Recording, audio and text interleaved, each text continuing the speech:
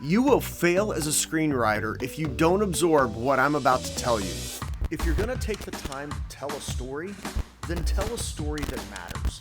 I've wrestled with doing this video for a while because I don't want to discourage you. In fact, if anything, I want to encourage you to help you get on the right track and path to become more proficient, more skilled, and more successful in whatever way you define success as a screenwriter. So we're going to talk about how to approach screenwriting and how to approach being a screenwriter in a way that will help you find success. I'm not talking about your mindset, even though that's part of it. I'm talking about how you interact with the craft of screenwriting and with other writers. And it starts in a place you do not expect it to start.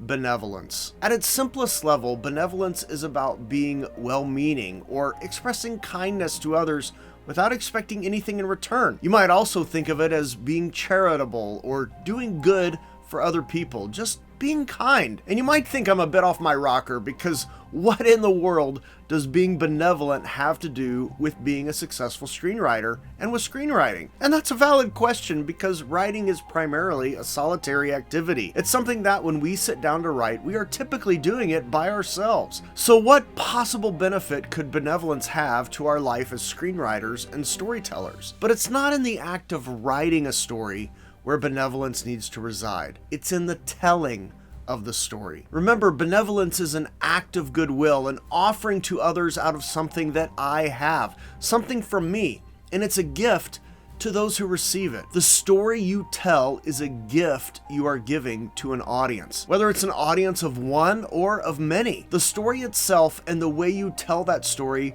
are part of you, and part of your heart and soul, blood, sweat, and more than likely a few tears imbue the story with life and the qualities of love and care and concern because you are hoping beyond hope that your story will entertain someone and give them a spark of joy in the midst of their difficult life, or it will challenge someone to think differently about an important issue or about how we treat one another, or will celebrate people who have lived lives worth celebrating, or will remind someone about what things are important in life. And your story can do those things in a host of ways. So if, for example, you're wanting to remind your viewers to focus on the important things in life, you might choose to do it by telling a story about a character who, in the midst of the story, is reminded of that important thing. But you can also do it by telling a story about someone who ignores that important thing and suffers because of it. I mean, there are a lot of ways to tell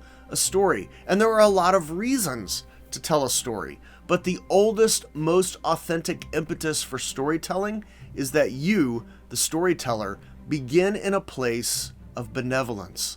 That you choose to tell a story because you want to give something of value to someone else, perhaps someone who really needs what you have to offer. A long time ago, village and clan storytellers did what they did to help their communities remember lessons that had been learned, to pass down important information about their history or about their morals and their ethics, and to foster a closer community by recalling and telling shared stories. Stories make people feel more connected to one another because when someone participates in a story, they now have the same shared experience as someone else who has participated in the story.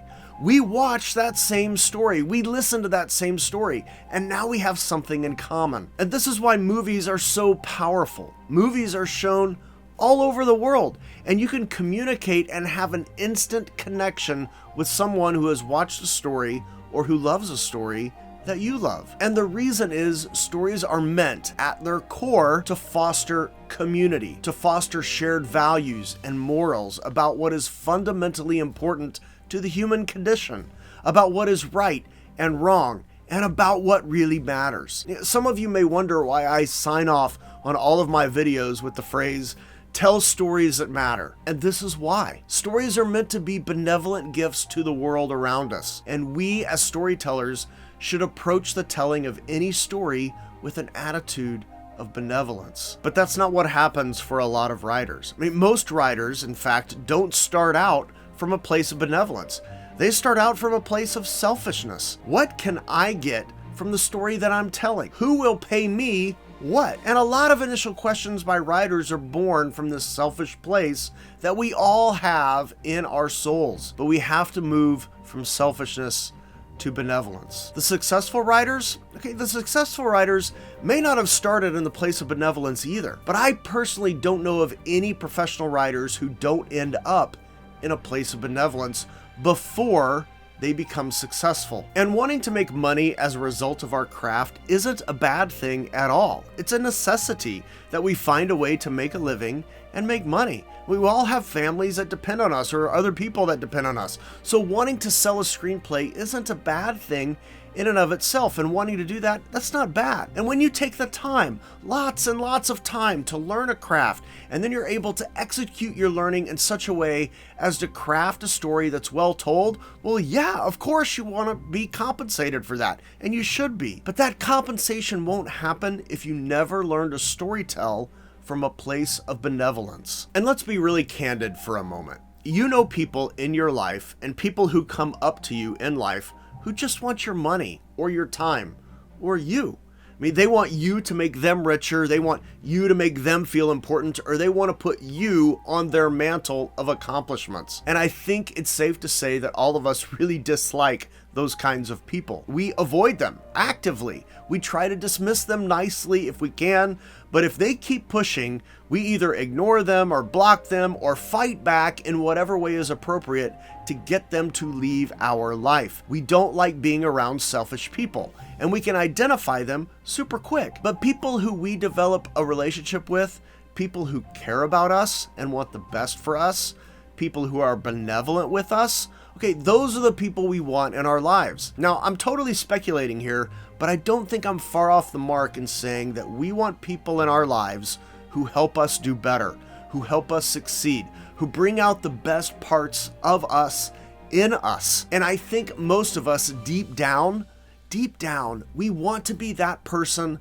for someone else, to inspire them, to care and nurture them, to be benevolent with them. In other words, we want to surround ourselves with benevolent people. But the only way we can attract benevolent people is to be a benevolent person ourselves, to be kind, to offer help when we can, to shut up when we don't have anything to offer or say, to be there when someone is mourning or grieving or just going through a rough patch, to the point that those of you who have had difficulties in life, who might have lost people close to you, I mean, when you reflect on that, you might remember what people said to you in those times that was encouraging and helpful, but you definitely remember who was there, who sat with you, who let you cry on their shoulder, who gave you the deepest hug when you needed it.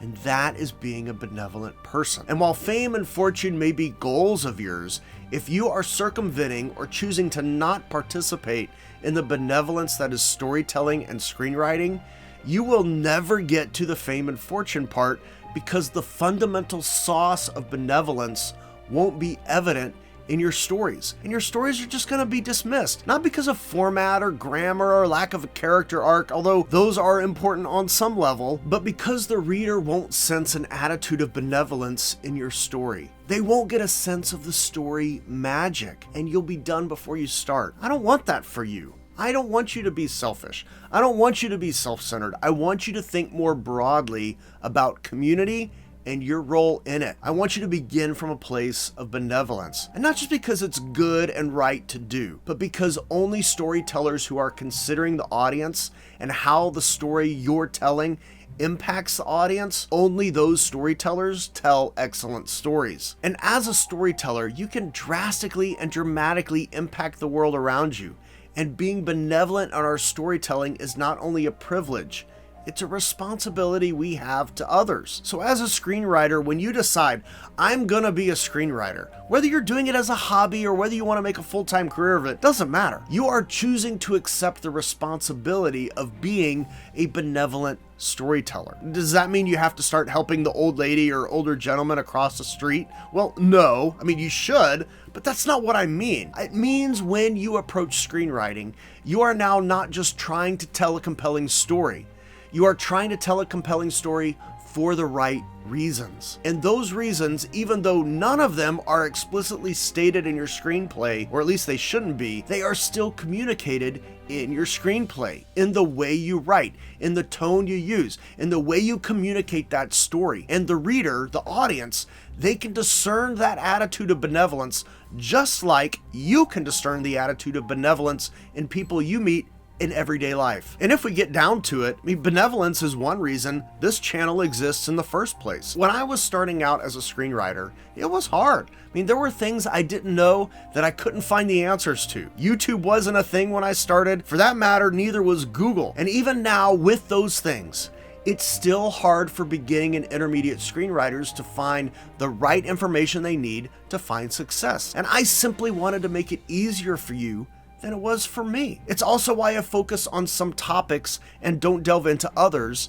on this channel. This channel, it's geared toward helping beginning and intermediate writers. So I intentionally don't deal with topics like how to get an agent, how to sell a script, how to write a query letter, how to negotiate a contract. Not because those things are bad, but because beginning and intermediate writers aren't ready for those steps yet. You just haven't gotten there yet, that's all, and that's okay. It's 100% okay. In fact, if you know your script isn't quite good enough to send out, you are actually moving toward being an intermediate writer. But if you finish your first or second script and you start asking questions like, how do I get an agent? And this may sting a bit, but the very nature of asking that question proves you aren't ready yet. It proves you don't have a benevolent mindset yet. Your writing isn't benevolent because all you're thinking about is you. You're just thinking, when will someone recognize me for my genius, and how can I get them to recognize it sooner? And I know what I'm about to say will sound like I'm being indifferent or I'm dodging that particular question, but I don't intend it that way at all. When your writing is at the level it needs to be to find you representation. So once you get it there, when you've put in the time and effort that you need to hone and learn the craft, and the amount of time and effort for everyone is different, by the way, because we all have different times and different pressures on our life. You won't have to ask, how do I get an agent? You'll know how to get an agent. You won't have to ask, how do I sell a script?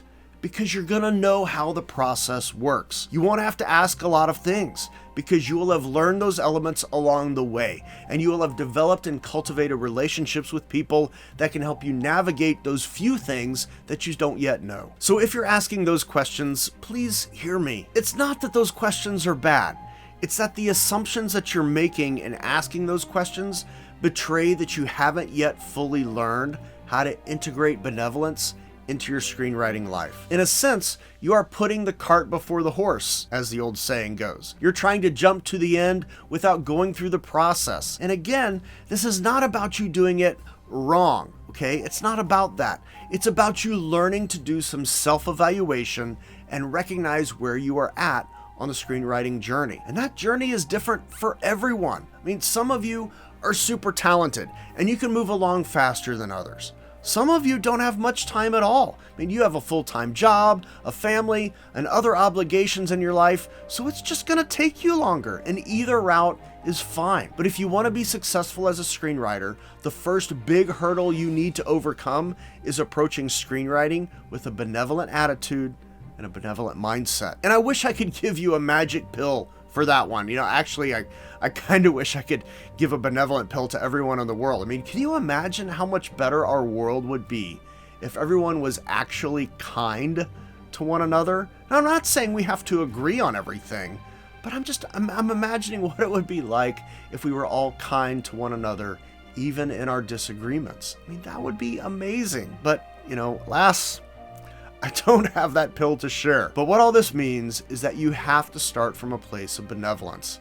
And I can't do it for you. I can encourage you, prod, challenge, but ultimately, that choice of being benevolent is up to you. And benevolence should begin to permeate everything in your life, because if, instead of looking at other people as problems or obstacles or looking at other people to identify their faults, if you begin looking at other people in your everyday life as opportunities for you to be benevolent, when you sit down to write, you will be thinking of your audience as participants in your community, as real people with real problems and real struggles, and the very act of telling a story, the story that only you can tell. That story will make their life better. And the very attitude with which you approach telling a story is based on kindness and of being benevolent. And I want you to succeed. I want you to find success. That's why I have this channel, to help you become the screenwriters that you want to be.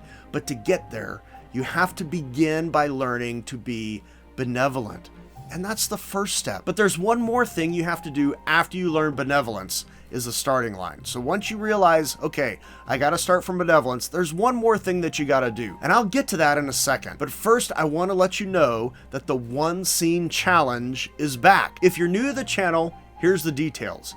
Anyone can submit one scene as a PDF to ask@bigredstripe.com. It should be one page, and again, submitted as a PDF. I'll choose one entry, and for a future video, I'll talk about what's working, what isn't, and I'll revise the scene within the video so you can see how I would approach revising it. Now, please include a little bit of context about where your scene occurs in your script and any background information you think I need to make sense of your scene in your email submission so I can better understand what's going on. So if it's at the beginning of the story, I should be able to tell that, but you could also just write, hey, this is my first scene. Or if it's in the middle of the story, just give me some context about what's happening around it and just include that in your email with your submission. Submissions are due by Friday, February 4th at midnight Pacific time. So make sure you get them in by then. Email address, ask@bigredstripe.com as a PDF. That's it. Super simple. So if you'd like some help with a scene, submit it. I may choose it and help you out. Additionally, I'm so thankful for your support of me and this channel. And if you're finding value and you haven't already, please like, subscribe, bell, all those things. The interactions really do help others find this channel, and I'm so thankful for our growing community. And you can also support me through Patreon if you want to do that. A link is below if you're interested. There are some perks. There's archive videos, some swag, and hopefully starting later this year, there'll be some Q&A for patrons only. So because you do get some things in return, it's not totally benevolent on your part, but it's mostly benevolent, and it really does help me out. I really do appreciate it. My goal in all the things I do is to help other people. And whether that's through videos on this channel or my screenwriting course, the Screenwriting Fast Track, which will help you learn the techniques and strategies you need to know to craft successful stories as quickly as possible, or my Screenplay Navigator coaching program that you can apply for, where you become a master storyteller who can craft marketable stories successfully, or any of the other resources I have that are all linked below. All those things are linked below. They all exist to help you become the screenwriter that you want to be. So if you ever have a question about a service I offer, you can always email me, and if I don't offer what you're looking for, I'll help you find it. I simply want to be a resource for you, so if I can help you, just reach out. So we've talked about the necessity of being benevolent and of approaching screenwriting from a place of benevolence. And that's the starting line. But after benevolence, there's one other big hurdle you have to cross if you want to approach screenwriting in the best way. And it's summed up in the following two words: disciplined perseverance. Now, any writer will tell you that one of the key habits you need to develop as a writer is that of self-discipline. No one's watching you, no one's gonna fire you, at least not when you're writing your own spec by yourself, and no one's gonna be asking you how you did today as a writer. Did you get the pages done you wanted to get done? Or did you finish Act 2? Did you figure out that character arc yet? All that stuff, that's all on you, and you must learn to cultivate and develop the habit and trait of discipline. But along with discipline, and probably equally as important, is the trait of perseverance. There will be times when you want to quit. There will be times when you think you aren't progressing. There will be times when you feel you're actually regressing, that you're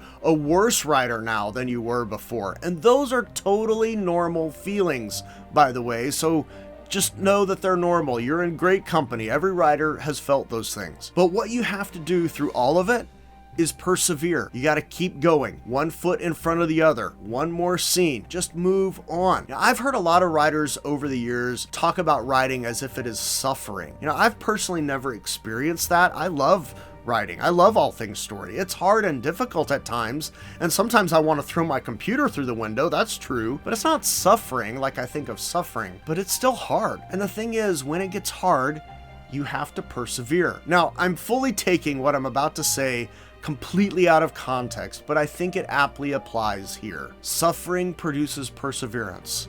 Perseverance produces character, and character produces hope. In writing and in screenwriting, the struggles you go through in the writing force you to learn perseverance. And as you learn to persevere through those struggles, those experiences build in you the character of a writer. And once you begin to recognize the character of a screenwriter in you, that gives you an opportunity for hope. Hope that you'll get there. Hope that you'll make it. Hope that you'll eventually learn what you need to learn to find success in whatever way you're looking for it. A contest win, a script option, sold screenplay, even a produced TV show or film. But the only way to get there is through disciplined perseverance. For you to keep going, to keep pushing, to find regular time to work on the craft, whether that's every day or 2 times a week or in the mornings before work or late at night when the kids are in bed. You have to cultivate the traits of discipline and perseverance. And what makes cultivating those habits and traits much easier? Having an attitude and mindset of benevolence. I mean, if you're wanting to tell a story that can change the life of just one single person and make their life better, and you remind yourself of that goal, of the goal to be benevolent in the telling of the story, it's easy to sit in the chair and write. It's easy to navigate the frustration and aggravation of writing. I mean, you know those times when you see it clearly in your head, but you just can't, for whatever reason, communicate that on the page. Those times, you just persevere. You keep working at it, and you do it because you know that one day, when you can get it figured out and your story gets told, you're gonna make a difference in the life of someone else. You're gonna change their life, maybe even change their whole world, all because you chose to begin from a place of benevolence and you had the discipline and the perseverance to see it through. So don't get things out of order. Approach screenwriting with the right mindset and cultivate the traits of discipline and perseverance along the way. And in doing so, you're going to move from beginning screenwriter to intermediate screenwriter to advanced screenwriter, the one who will have those opportunities to change the world and the lives of the people in it, or even, and just as importantly, to change the life of one person by telling a story that matters. So do some self-reflection for a moment and comment below which of these 3 traits or qualities you need to work on the most. I mean, is it the attitude of benevolence? Maybe not just in your writing, but also in your life and how you deal with others. I mean, would other people say that you are a benevolent person? Or maybe it's the trait of discipline. Are you self-disciplined? Can you do better? Or maybe you need to develop the trait of perseverance to find ways to keep going even when the going isn't exactly how you planned it. But don't just comment on something you need to improve on. If you feel you've developed some solid habits or traits in these areas, what are some things you can recommend to help others become better? For example, if you are good at self-discipline, what advice would you give to someone else who needs help in that area? How can you help them cultivate that trait in their life? And giving some helpful and constructive and specific advice is part of being benevolent. So comment below on where you could improve or offer some advice on something if you feel you're finding success in that area. And maybe after you reflect, you decide that you are cultivating all these elements and you're sitting there and you're like, you know, I am kind of doing them. I'm benevolent, doing discipline, I'm persevering. I mean, you're doing them, but maybe you can still improve on 1 or 2. But you are including them. So comment on that. And in spite of that you are including all those things, even if they're not quite up to par yet, maybe you're just not sure when it comes to your skill level in the actual writing, if you're still a beginner or an intermediate screenwriter. And if you need help figuring that out, you can watch this video right here. Don't forget to submit an entry for the 1 scene challenge. And when you tell a story that matters. See you later.